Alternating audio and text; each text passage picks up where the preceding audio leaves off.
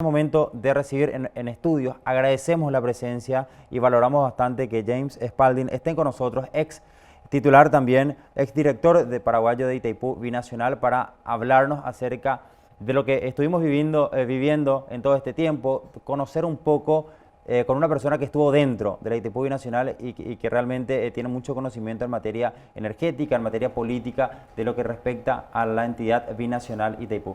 Antes que nada, James, gracias por compartir este espacio con nosotros. Bienvenido. Al contrario, muchas gracias, Ángel, por la invitación. Realmente esto coordinamos ya la semana pasada y parece que cada día que pasa pues va saliendo más noticias. En el camino al canal le venía escuchando al ex canciller Luis Castiglioni y realmente pensaba dentro de mí por qué se esperó tanto para venir aclarando, para que el gobierno dé su versión. Y reitero lo que dije también la semana pasada, a mí me llama la atención el silencio que se estaba dando desde el gobierno, desde los negociadores, ante este interés de toda la ciudadanía. Claro, porque ante el silencio se genera mayor especulación y es como que esto se va agrandando más. Si uno no sale a sentar postura, a contar realmente lo que sucedió, es como que la ciudadanía, especialmente, y más que vivimos en una época bastante globalizada, donde las redes sociales están muy presentes, esto se complica aún más, Jay, ¿no? No, ni ninguna duda. Un ejemplo es lo que estaban pasando recién Sí. de la renuncia del ministro de Hacienda, puso su cargo a disposición, él negó, en otra radio paralelamente estaban diciendo lo mismo. O sea, vivimos en un mundo muy veloz, a veces no hacemos el chequeo correspondiente tampoco y ya lanzamos las cosas. Y creo que es el momento de realmente analizar a fondo todo este tema, ver cómo se fueron dando los pasos y poder evaluar con criterio técnico sobre algo que realmente se daba todos los años y nunca fue un acuerdo fácil de lograr, pero siempre se pudo poner por encima de los intereses particulares el interés global. Y bueno, y lamentablemente a fines del año pasado eso no se dio y es lo que generó toda esta situación actual. En términos prácticos y sencillos, James, porque sabemos que es una situación bastante compleja y larga, para que tienen sus artículos, tienen sus incisos, tienen varias cuestiones que seguramente ambos gobiernos deben ponerse de acuerdo y ajustar y afinar. Y dentro de una negociación, cada país, en este caso, va a tratar de sacar provecho sin lugar a dudas. Desde su experiencia y conociendo un poco en lo que respecta al acta en particular o al tratado que se viene teniendo con Brasil, ¿cuál es su punto de vista y su opinión en relación a este caso en particular? Bueno, es difícil responder así sobre el tema del acta sin antes entrar a hablar de cómo se llegó a la necesidad de tener esa acta. ¿Qué motivo?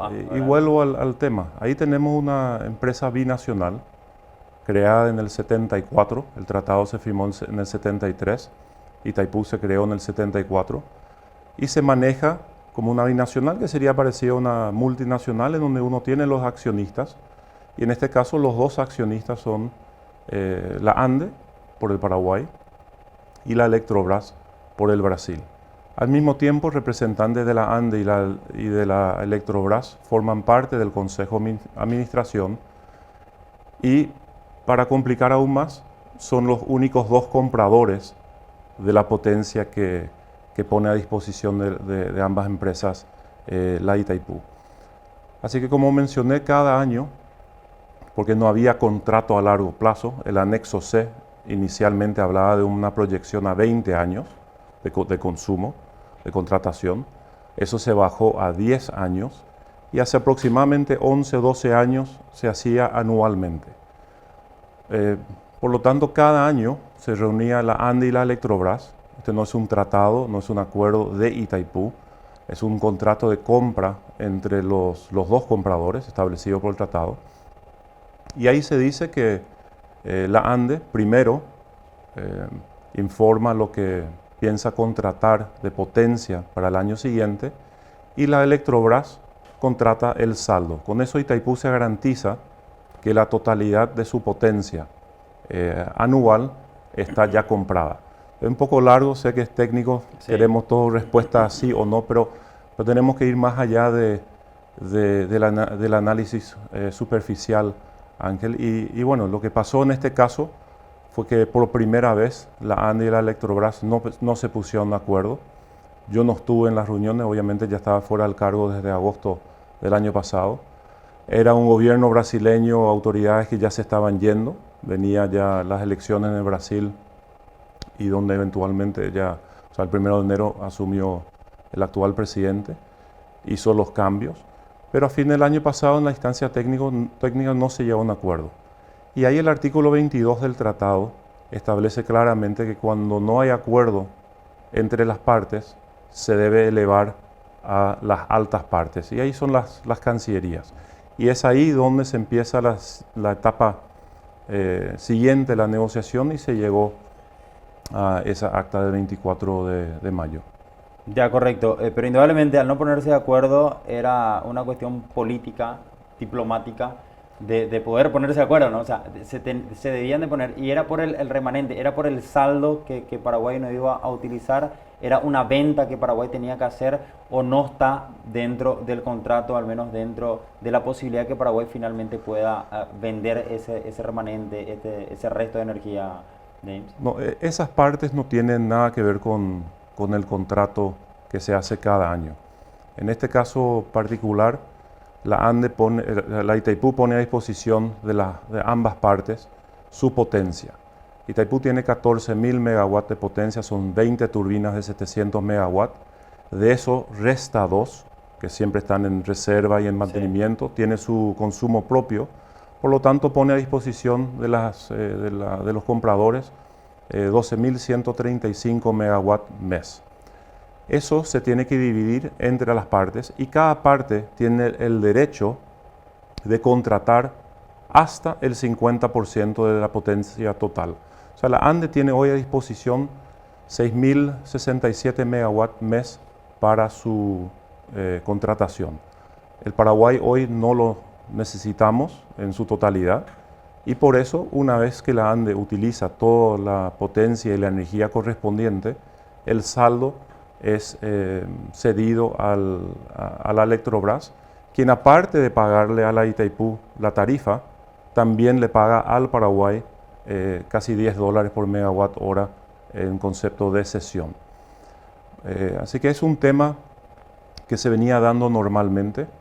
Yo he señalado la semana pasada y antepasada que si miramos por periodos de gobierno, esto se dio cada año durante 8 años de los últimos 10.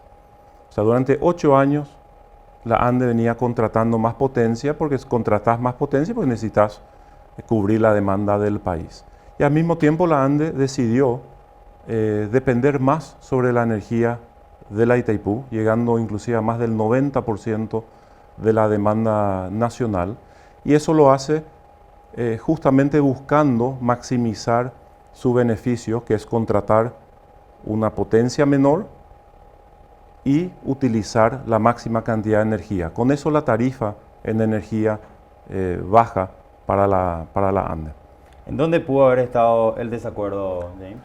Y yo creo que el desacuerdo inicial fue entre los técnicos de cuánto tendría que ser el aumento de la potencia contratada de parte de la ANDE para el año 2019. No debemos olvidarnos que el último ajuste de potencia contratada de parte de la ANDE fue en el 2016. O sea, de 2016, 2017, 2018 se congeló la potencia, pero se venía retirando más energía. Y ahí la relación potencia-energía ya se tuvo una brecha importante. Pero vuelvo a decir, yo no estuve, ni el director general paraguayo participa de hecho de estas reuniones técnicas, son acuerdos entre los compradores. Básicamente se le informa a la Itaipú del acuerdo de contratación y pasa por esa instancia todo este tema. ¿Pensó usted que iba a llegar hasta este punto a ver, por la cuestión dramática, por la cuestión de la presión social que se iba a difundir, es como que se estaba haciendo un pacto secreto y que atentaba directamente contra los intereses de todo un país, ¿no? Es la sensación que quedó y efectivamente ahora están comenzando a hablar recién las autoridades luego de mucho tiempo, pero ¿se dimensiona o es realmente para dimensionar de esa forma, James? Y yo creo que demuestra hoy el gran interés que se tiene de parte de la ciudadanía en saber qué está haciendo el gobierno, digamos, en su nombre. Yo creo que hubo bastante confusión en todo el tema, aclaraciones insuficientes. Ahora se está empezando a entender un poco mejor. Creo que ahí cuando alguien dice por culpa de esta acta va a haber un tarifazo, ahí ya uno ya piensa en su bolsillo. Y creo que también en su momento se aclaró que no representaría un aumento de tarifa para el público. Lo que ocurre, Ángel, es que, vuelvo a decir, como ANDE y Electrobras contratan potencia, es el derecho del uso de lo que produce la turbina. Esa energía normalmente genera una energía adicional y mientras más puedas usar la adicional relacionada a la contratada, que este está a 43 y este está a 6, el promedio ponderado baja a tal punto que la ANDE, y eso está en la memoria de la Itaipú del año pasado, si miramos 2016 fue 31, 32 dólares por megawatt hora, bajó a 28 en el 2017 y un poco más de 26 en el 2018. Y así como estamos este año, con una gran sequía en el río Paraná, poca producción de parte de Itaipú, la ANDE está y continúa retirando toda la energía que requiere el país. Y yo diría que hoy, aunque no tengo los datos, el costo medio de la energía está por debajo de los 25 dólares. Por lo tanto, cuando uno habla de un ajuste para arriba, la pregunta es si es volver a una cifra como 28, que se podría manejar dentro de lo que hoy es la tarifa de venta al público, o sea, con los mismos ingresos va a pagar un poco más, pero tampoco va a significar obligatoriamente el aumento de la tarifa para todos nosotros, o si realmente hay un ajuste mayor. Entonces ahí es donde está la discusión. Nos viene una gran negociación en los próximos años. Algunos siguen hablando que esto es en el 2023. Yo reitero, en mi opinión, esto tendría que estar terminado para mediados del 2021. Cualquier modificación del tratado debe pasar por ambos congresos y eso puede demorarse. Por lo tanto, es importante que tengamos las reglas bien claras lo antes posible para que la hoja de ruta post-2023 esté bien clara. ¿Qué opinión le merece esta comisión técnica y también política que indudablemente se está armando, se está teniendo con protagonistas de diferentes sectores de la sociedad? ¿Le parece que es el momento de conformar? Estamos a tiempo aún, porque si hablamos del 2021 es como que el tiempo apremia también. Brasil ya tiene un equipo bastante fuerte conformado, estrategas de diferentes sectores, y me parece que Paraguay ya debería haber tenido, ¿no? Pero ahora se están dando a conocer algunos nombres, algunas personas entendían la materia en diferentes ámbitos jurídicos, técnicos, etc.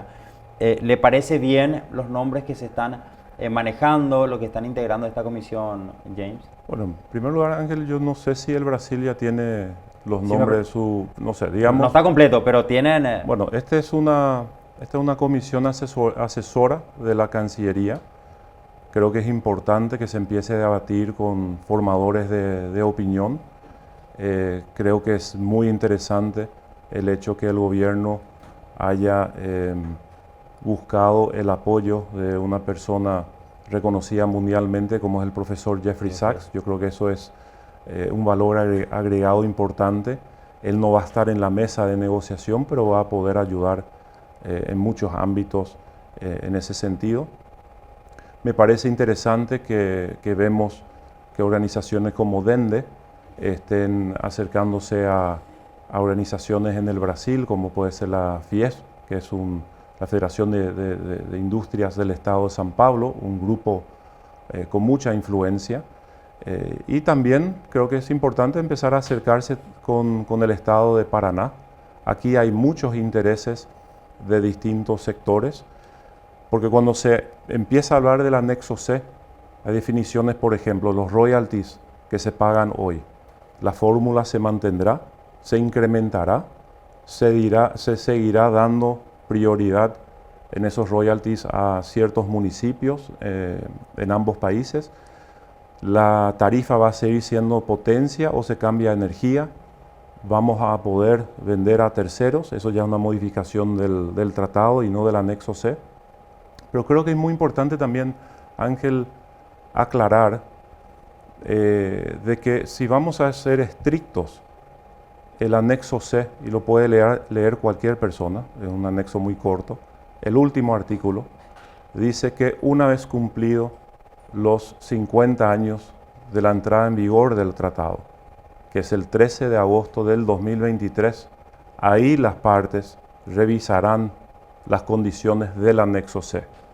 Por lo tanto, si no llegamos a superar esta situación, acercarnos nuevamente como socios, buscar el bien para ambas partes en una empresa donde somos socios, esto se puede ir complicando aún más, y todo lo que hablamos del equipo negociador, etcétera, si no existe consenso para reunirse con el Brasil o del Brasil con el Paraguay antes de esa fecha y al mismo tiempo después de esa fecha, el tratado no establece que en 60 días se deberá tener las nuevas reglas. Dice revisará. Eso podría tardar 4 años, 5 años, 10 años. Sumamos el siguiente ingrediente, que es que una vez que los poderes ejecutivos se ponen de acuerdo, deben pasar por los congresos. Eso puede también dilatar pasar muchísimo tiempo. Yo di el ejemplo la semana pasada, el acuerdo Lugo-Lula, que significaba para el Paraguay 240 millones de dólares adicionales en la cesión de energía. El Congreso brasileño tardó 2 años en aprobar la nota reversal. En el Paraguay se aprobó en 3 meses. En noviembre del 2009 ya lo teníamos aprobado como país, ratificado. En el caso del Brasil, se aprobó a mediados del 2011. Eso significa que ese tiempo que se tardó en el Congreso brasileño para aprobar esa nota reversal, significó 480 millones de dólares de ingreso no percibido bajo este nuevo acuerdo para nuestro país. Por eso debemos ser muy prudentes, debemos ser muy transparentes. Yo acepté esta invitación para tratar de aportar constructivamente lo que ha sido mi experiencia. No debemos olvidarnos que somos socios y dueños en un 50% de la represa que mayor energía renovable y limpia produce en el mundo. Itaipú es realmente un símbolo mundial. Tiene la posibilidad de seguir acompañando el desarrollo paraguayo durante las próximas décadas, el crecimiento. Tenemos un lujo en donde hoy tenemos disponibilidad energética y tenemos hojas de ruta como es el Plan Maestro de la ANDE que habla del 2016 al 2025, lo que se tiene que hacer técnicamente para poder usar esa energía, acompañando el crecimiento del país, impulsando el desarrollo, que tiene que ser siempre nuestra primera prioridad. Y al mismo tiempo, por primera vez, lo cual me extraña muchísimo cuando lo vimos en su momento, pero realmente por primera vez desde el 2016, Paraguay tiene una política energética nacional que apunta al 2023, 2030, 2040. Eso se puede perfeccionar, se puede modificar, se puede ampliar, pero el hecho que eso fue liderado por la Facultad Politécnica de la Universidad Nacional de Asunción, con ingenieros brillantes que pusieron la camiseta del país por encima de todo, y se buscó un documento técnico que pueda marcar el futuro de nuestro país. Sobre esos documentos tendríamos que estar hoy debatiendo, ver cómo podemos asegurar que estén dadas las condiciones para que venga mayor cantidad de inversiones. Yo no dudo que nos vendrán momentos mejores en los próximos años. ¿Le gustaría conformar la comisión técnica para estar dentro de lo que respecta al tratado, a lo que sería el 2023, James? Bueno, Desde su lugar, ¿podría aportar usted? A mí me invitaron a formar parte, estoy evaluando, estoy hoy en el sector privado con compromisos importantes, pero estoy viendo también cómo podría colaborar de forma positiva en el mejor ámbito. Si es a través de esta comisión asesora de la Cancillería, algunos ya lo convirtieron que van a ser las personas que van a negociar el tratado, no es así, es una comisión que va a asesorar a la Cancillería. El gobierno en su momento tendrá que definir quiénes serán quienes formarán parte de la delegación paraguaya, pero nuevamente para eso tenemos que tener un consenso con nuestros socios para sentarnos en la mesa. Y ese es un paso que todavía no se ha dado. El presidente de Brasil, Jair Bolsonaro, dio luz verde para que finalmente se pueda privatizar Eletrobras. ¿Eso en qué cambiaría? ¿Piensa usted que podrían darse modificaciones importantes en caso que esto efectivamente se llegue a dar? Bueno, yo he escuchado en estos días algunos comentarios, todos ya relacionamos con esta acta y todo lo que ocurre. Ayer la bolsa de valores en Estados Unidos bajó 700, cayó 700 puntos. Bueno, uno ya va a atar eso a esta acta. Debemos ser más cautos. El tema de la privatización de Eletrobras es algo que se viene diciendo hace años. Y en el momento dado, cuando yo estuve todavía al frente de la Itaipú, recuerdo una reunión del Consejo de Administración en donde vino una autoridad brasileña, miembro del Consejo, hizo una presentación muy clara en cuál era el objetivo del Brasil con la privatización de Eletrobras. Y en esa reunión también informaron que no es que se privatiza sus acciones en la Itaipú. Van a sacar eso de la privatización, así como también entiendo que se hablaba de una empresa nuclear, Electronorte, no sé cómo se llama la empresa, que también sale, que por cuestiones estratégicas el gobierno brasileño quiere seguir manejando lo que es la parte de energía nuclear. Por lo tanto, esto no tendría que tener impacto en la Itaipú o en nuestra relación con el Brasil, pero de todas maneras se tiene que ir mirando y para eso habrá suficiente tiempo para hacerlo con prudencia. Claro, hay que ver finalmente porque las intenciones siempre hubo y de hecho también entonces ahora existe esa probabilidad y hay que ver finalmente qué dicen los documentos y los accionistas, ¿no? O sea, de qué manera repercute indudablemente en Itaipú Nacional. James, un placer tenerlo aquí, conversar con usted, enriquece bastante realmente y da transparencia a lo que la ciudadanía exige, ¿no? O sea, tener un poco un conocimiento de un tema que me parece delicado, pero hay que entenderlo, hay que leer, hay que informarse y no quedarse tampoco con algunas versiones. Y también usted creyó oportuno que era momento que salgan a hablar las autoridades y contar sus versiones, ¿no? de lo que finalmente sacudió indudablemente el ámbito político y económico también de nuestro país.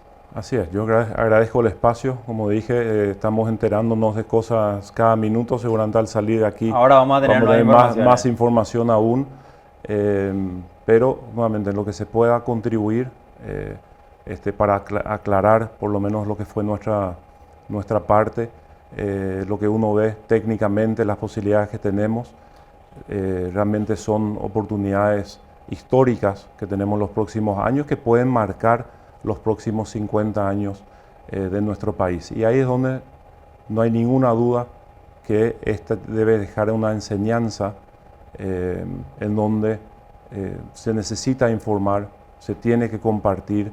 Hay otras negociaciones que el gobierno está haciendo hoy y la ciudadanía no exige tampoco el conocimiento. Imagínense también lo que hubiera sido el acuerdo Mercosur-Unión Europea, si uno iba a informar cada día lo que era la negociación del arancel de la carne, por ejemplo.